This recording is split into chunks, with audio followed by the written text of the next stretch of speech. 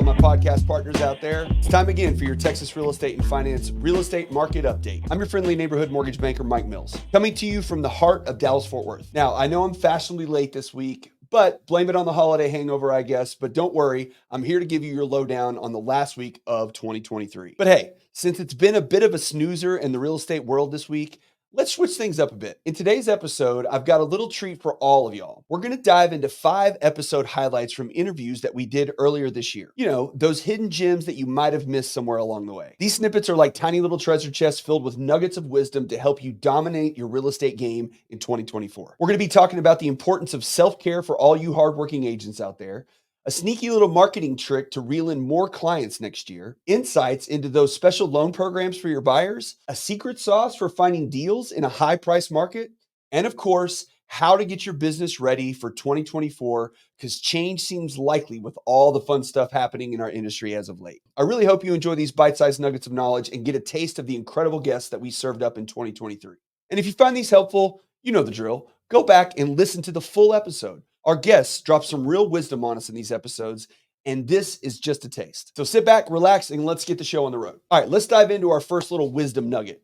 Now, this snippet hails from episode 72, where we had the pleasure of chatting with the awesome Nicole Christopherson, a top-notch broker from Austin. Now, Nicole's not your run-of-the-mill real estate pro. She's all about building a whole darn community around her real estate gig, and she does it with the work hard, smile large mindset. In this clip, Nicole shares with us why self-care is the real MVP when you're hustling as a busy professional. She shares how it's been a cornerstone of her life and why she thinks it should be one for you too. So folks, if you've been neglecting your body and your mind, you might want to lend Nicole your ears for a few minutes. She's got some real pearls of wisdom to share. I mentioned this a second ago, and I always hear people that have had success in really all walks of life mention this often, and I'm a big proponent of it as well. But when you have to maintain a certain mentality in especially in a down market, right now things are slower. I mean, there's no pretending that it's not. It's not what it was. It's not terrible, but it's also not great. So there can be a little bit of downtroddenness or whatever you want to call it. You know, agents that get upset. Everything takes more work. That's right. It takes and more guess work. what? It's always taken more work. In my 21 years of doing real estate, there's only been maybe 2 years that it wasn't a lot of work, or 3 years that it wasn't a lot of work. You had brought up, part of your regimen and part of your day is very focused on your fitness, on taking care of your body and your mind. And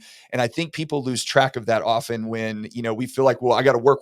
I got to go out and, hustle and bustle all day long. But if you don't work on yourself and take care of yourself, then the rest of it doesn't bleed over very well. Can you speak to a little bit about why that's so important, especially in that work hard, smile large mindset where you got to take care of yourself? Absolutely. My family calls me a machine, and it's not, I know when I feel my best, and whether it means I had a ton of success at work or anything like that, I know when I feel my best throughout my day and when I end my day. And so I try to recreate my best day every day. And that's for me. That's what I know. I check in with myself and check that. So that means everybody's is going to be different. So let me just make that disclaimer right now. Yeah, there's no one size fits all. Mine is going to a one size fits all. I used to wake up at 4 a.m. in California, be at spin by 5, be home by 6:30 from the gym, wake my kids up. I don't do that anymore because that doesn't work. So my routine has changed, but I make sure I wake up and have quiet time. I really try not to get on my device in the morning until my kids or whatever have been seen off. I make sure we eat healthy, vitamins, home cooked food, healthy fruits and vegetables, but I get exercise almost every day. And my form of exercise changes, but that needs to be done before I start my workday. Right. The minute I pick up my device or I get on my computer, my workout is non-existent. And what happens when you don't work out? I tried many times. I'm not going to work out at the end of the day. It's not going to happen in the middle of the day. I want to be ready. And part of me doing it in the morning, for all the professionals that are listening, you don't know where your day is going to take you. I don't go through my day in sweats anymore. And if I am in my workout clothes, it's very rare. I will embrace that. That's fine.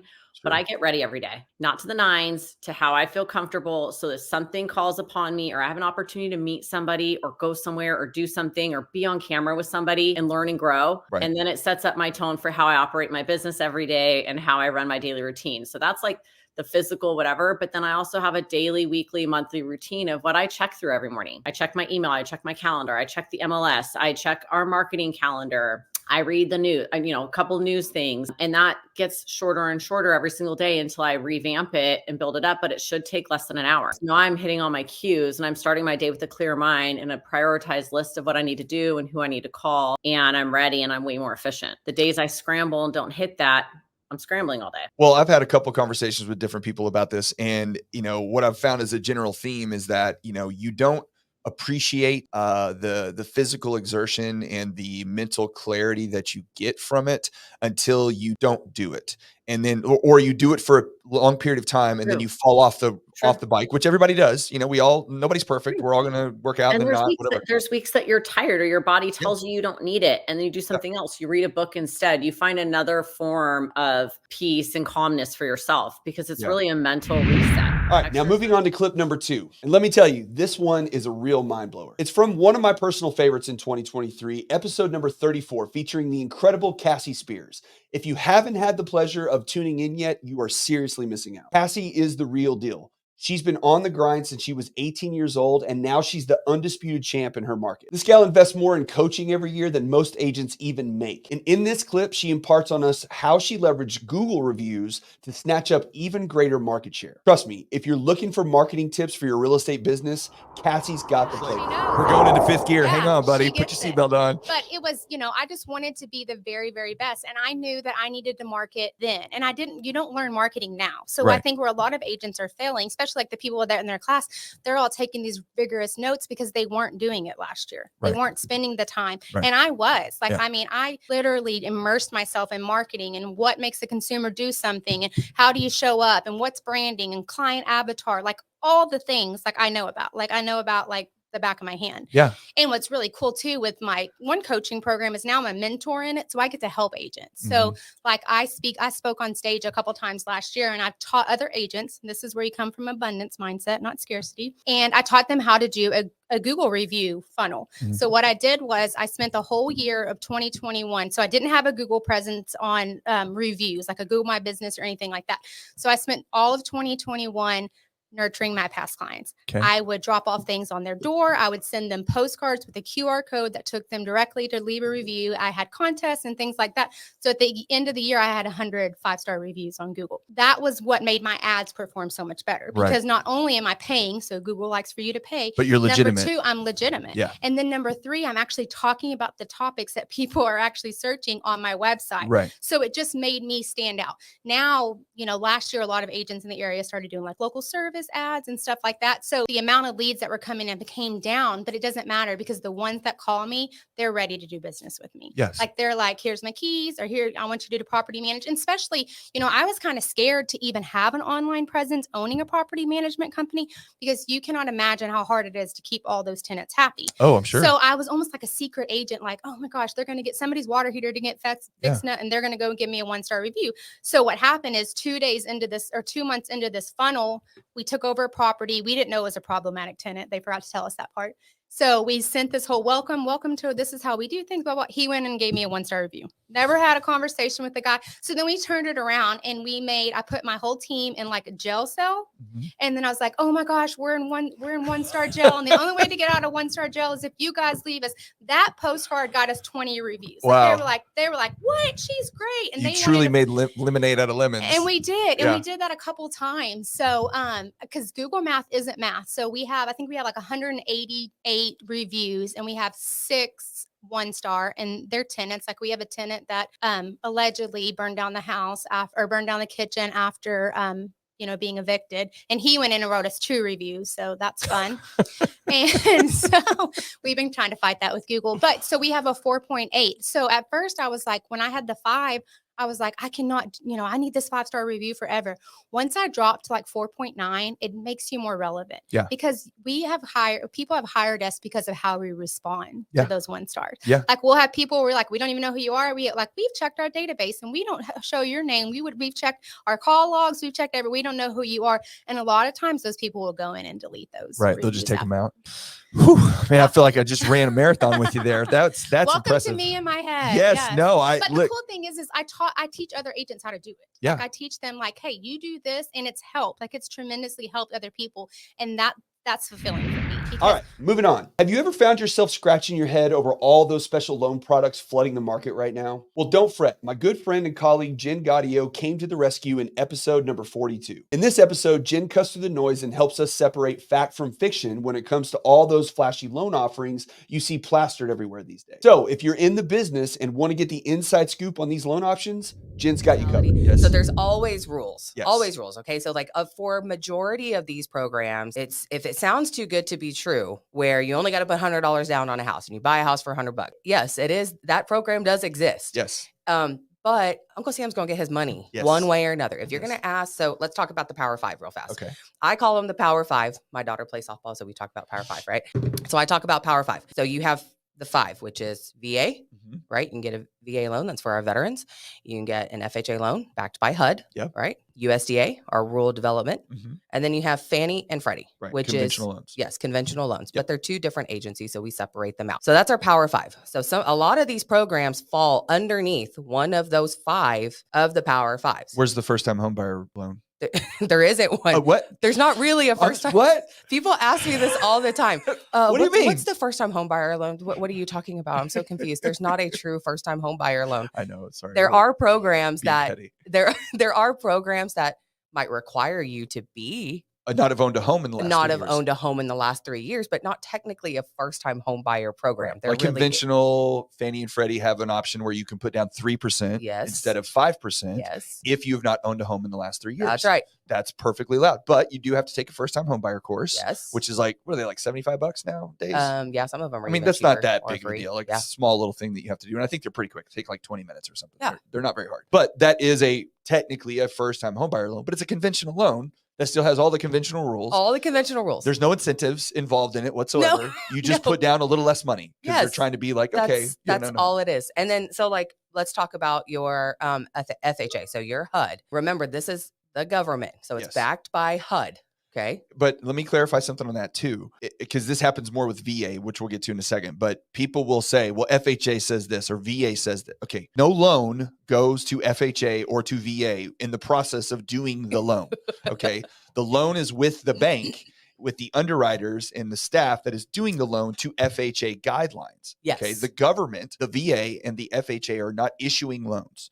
Okay, they do not issue loans. They're the governing they body guarantee them or that they creates the insure them. rules to guarantee that loan. So if it defaults, then the bank has coverage. essentially. Correct. Right, sorry. There are instances in VA where you do have to submit to them, but we'll talk about that in a minute. Right. So let's talk about HUD, FHA, government loan. Okay. Backed by the government. So I always tell people if you are defaulted on some student loan that was government backed, don't go ask for a government backed mortgage loan. Right. Because Uncle Sam's going to get his money. Right. If you already owe the government money, they're not going to go give you another government backed loan. Correct. Okay.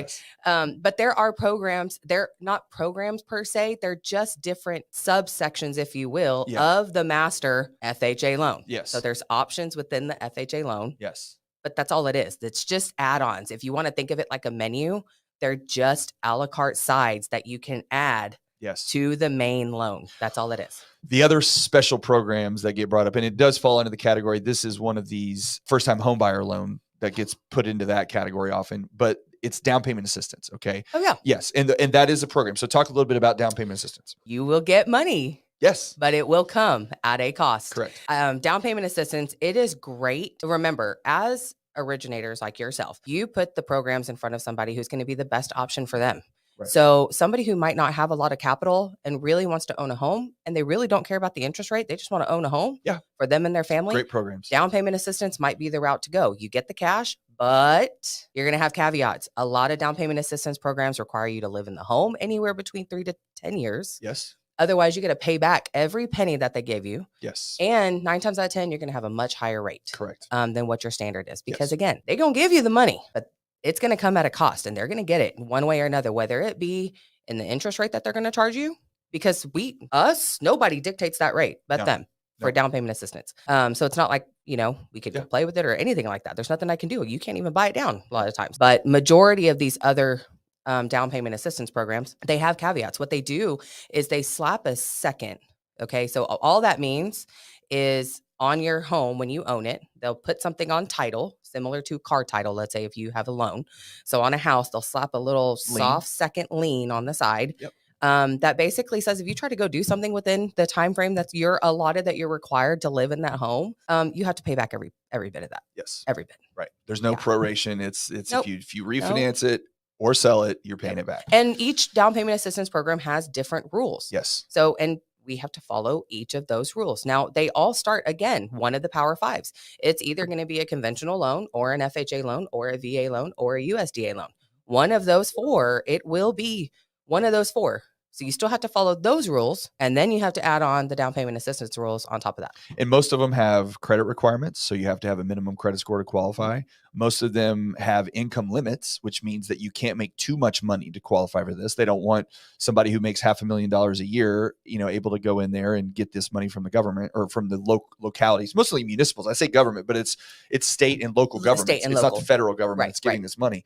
And like you said, it's not free money. It comes with a much higher rate. But what I always tell people is like, look, as long as you understand what you're getting into, right? If you understand that you're paying a higher rate to get money so that you don't have to keep renting, so you can start the path of home ownership, and you understand it and it's a benefit to you, then great. They're great programs. Where I get frustrated as a loan officer in the business is that there's this idea in our industry, and I don't even fault, it's not borrowers, it's people that do our jobs that use these tools as advertising mechanisms to get people to make the phone ring.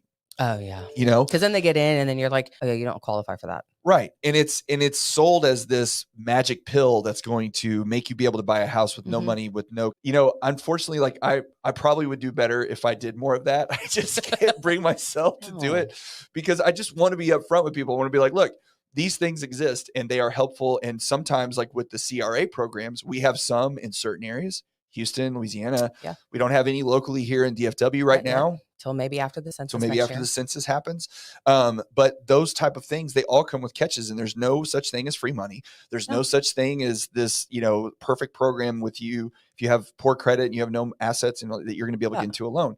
If you don't fit in the box, right? Yeah. The little box, then it's either going to be very expensive.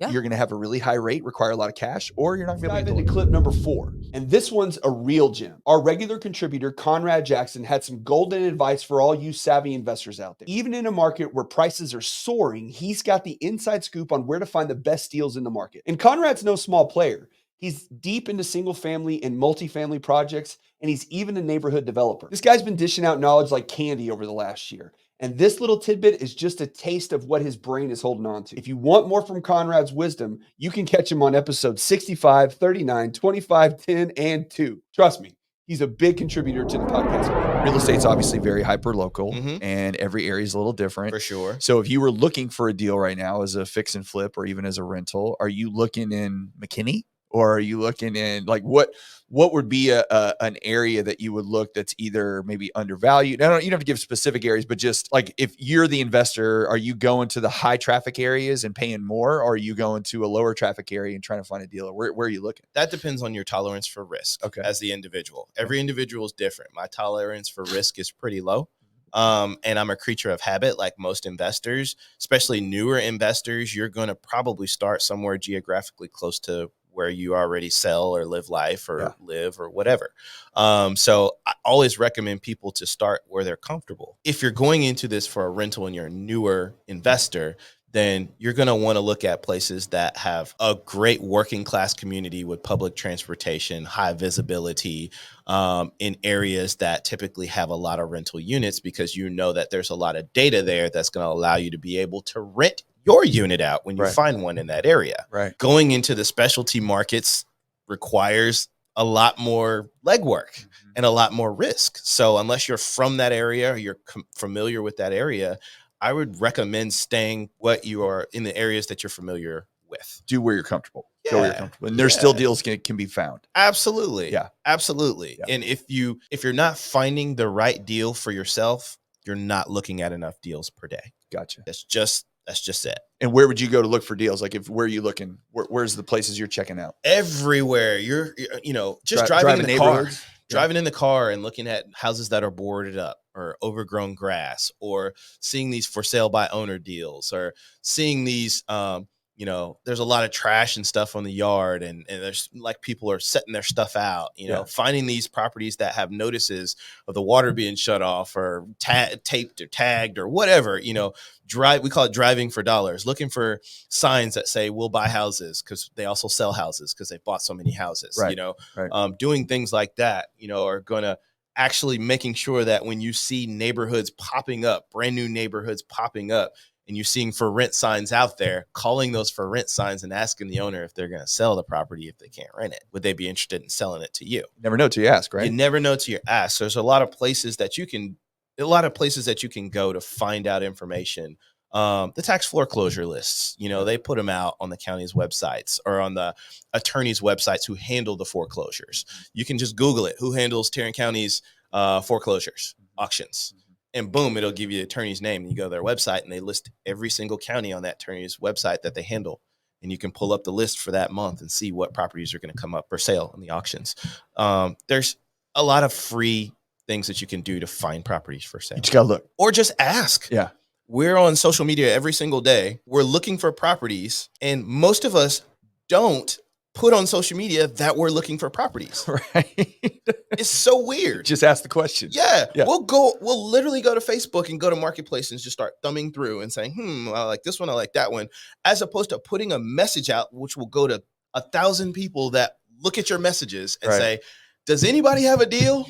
Yes. Nobody does, or I won't say nobody does it, but there's few people that will do that. And there's fear, because I guess we have to mentally separate, this is my personal, but this is my investment. Yeah. Where do you think you're going to find your best deals? Is your personal sphere of influence. Yeah. Like that's where the deals are going. All right, last but not least, folks, we are wrapping things up with a snippet from my chat with Amy Cornell back in mid-November. Amy is no stranger to our podcast either. She's been a regular contributor, and boy, does she bring the knowledge. With 2 decades of experience under her belt, Amy's a true real estate veteran. She's not just a broker. She's worn multiple leadership hats across the industry over the years. And when it comes to being in the know about the state of the industry, she is one of the best. In this clip, Amy shares her insights on what's brewing for 2024. Considering all the lawsuits and potential changes on the horizon. If you're a realtor looking to stay ahead of the game, her wisdom on how to prepare is a can't miss listen.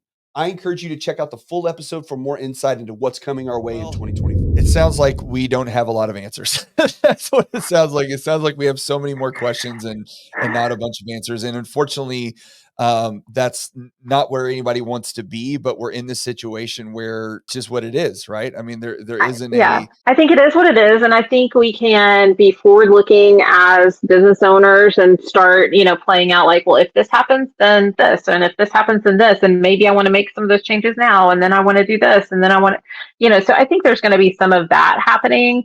But as far as somebody coming in and, coming into our house and saying, hey, you need to start doing business this way, that may be long in coming.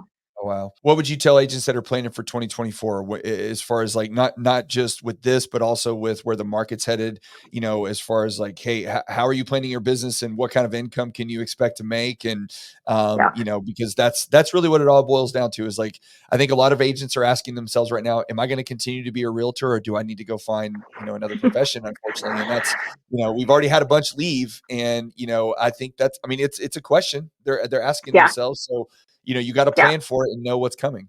So I agree. I think they've got to start getting real serious about what their plan is for 2024. How are they going to do business development? How are they going to explain their value proposition? And how are they going to price? And what team do they have behind them to do that? So, and that could be team from brokerage team, marketing team, mortgage partners. Like, how do they create this client experience that's going to be the best fit that makes a consumer want to pay for this service, not feel like they have to in any way, but that they are just so desirous of this because they feel like they are going to be better off for working with you than not. And so that may take some creativity. It may take doing something different than what you've done in the past. And so I would just encourage all agents to do that, to really take this next even 45 days between now and the end of the year to really seek out as much information as you can. I would say, talk to, friends in the industry, not about like, hey, let's fix our price at this. Don't do that. But talk about like, how, is your brokerage offering a business planning seminar? Is there any, are there any sort of resources that you can go to help craft a business plan and a strong value proposition, so that then you individually can say, okay, this is what I do, and this is what I feel like is the fair price that I charge to the consumer for that. And that's what I feel like I can go to market with. And I'm going to go with this marketing strategy. Business planning this year is going to be completely different. Like I was saying earlier, this is something that, if you're doing things the same old way, if you're going to the same old classes or you've got to change it up and figure out, how can I be relevant in this new world? And what do I want to have that look like? Don't let this happen to you. You want to happen to it. Yes.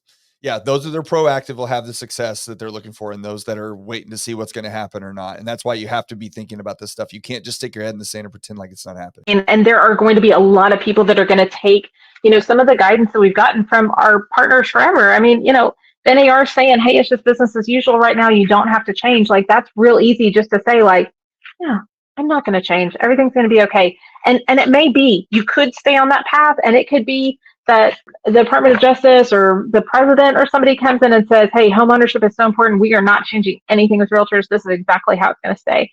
But there's also this possibility that it's not. And if you're not prepared for that, what does that mean for your family going forward? Can you believe 18 months ago, our entire industry was just, they could just sit by their phone and their phone would ring and someone would want to buy or sell their house, and they really didn't have to do very much. And here we are, less than 2 years later, and our entire industry has been kind of flipped upside down due to market conditions and with stuff like this. It's just, I don't know if there's been too many industries over the last 30 or 40 years that have seen such a change in such a short amount of time as to what their impact is. It's I can't believe it. In some cases, it blows my mind.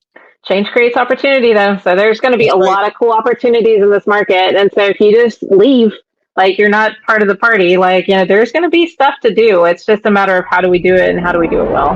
Well, folks, that is a wrap for today's episode. And what a ride it's been. As we close out this year, our first full year of the Texas Real Estate and Finance Podcast, I want to take a moment to express my heartfelt gratitude to each and every one of you who's been with us on this entire journey. Your support and engagement has meant the world to us, and it's been a blast bringing you insights, tips, and some good old Texas charm throughout the year. Your enthusiasm and dedication to growing your knowledge of the real estate industry is what keeps us going. But wait, we're not just done yet.